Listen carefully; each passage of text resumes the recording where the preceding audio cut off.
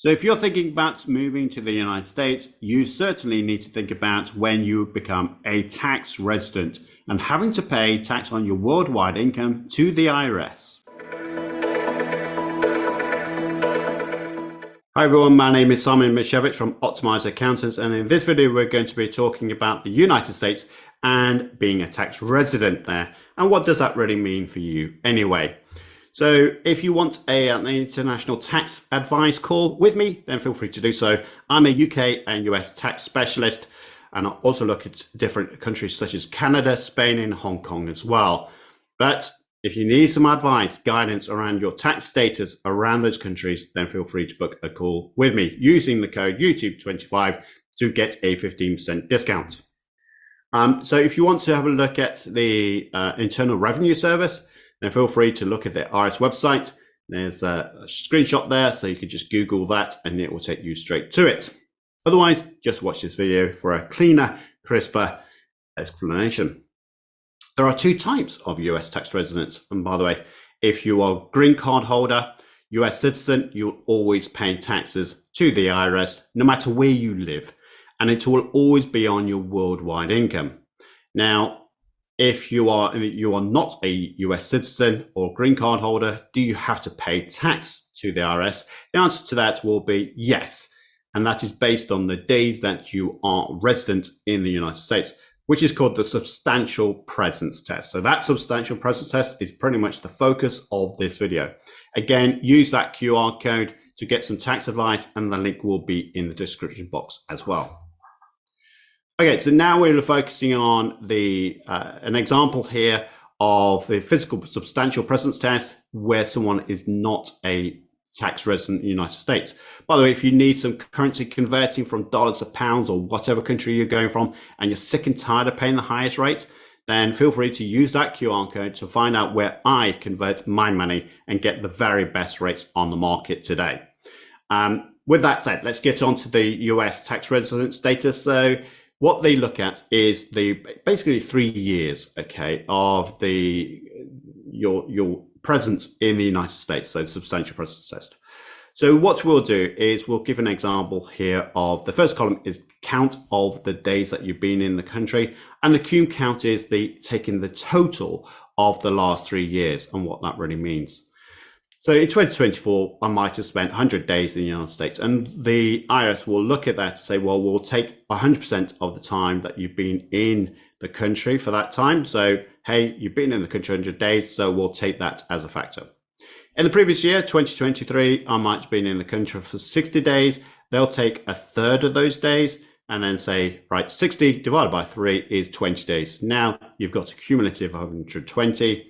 The previous years, it was 2022, 60 days again. I'll take a sixth of that, thank you very much. And that now gives me 10 more days, 130 days.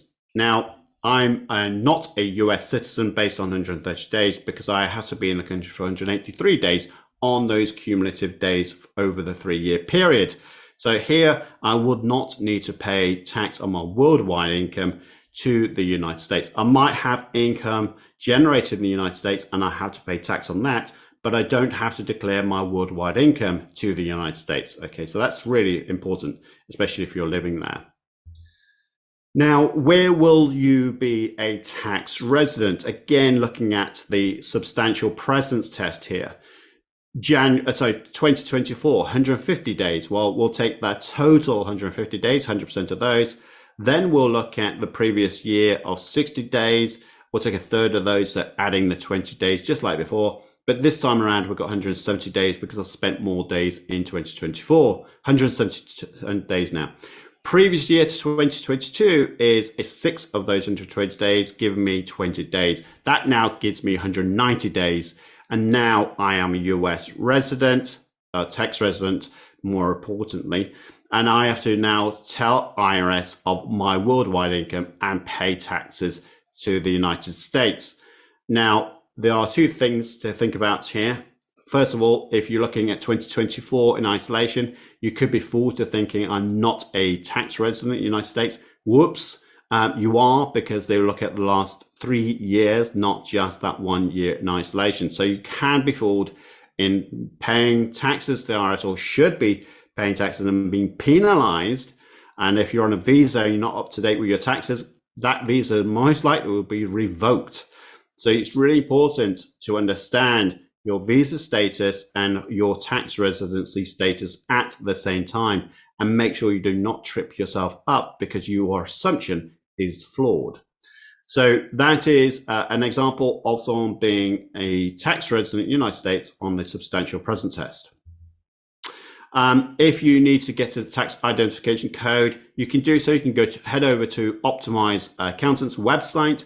We can help you get to an ITIN number. Use that QR code. It will take you straight to the booking link. And the idea behind it is that I want to give you tax consultation plus an ITIN number as well.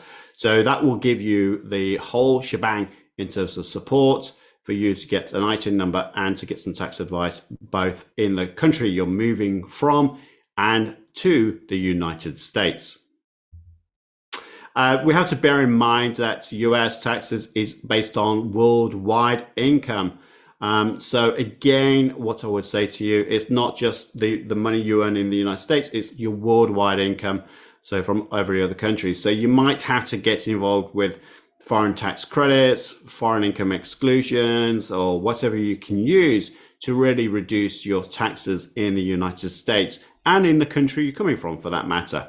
So make sure you understand your visa status, your tax resident status, and how much taxes that you might have to pay to the IRS.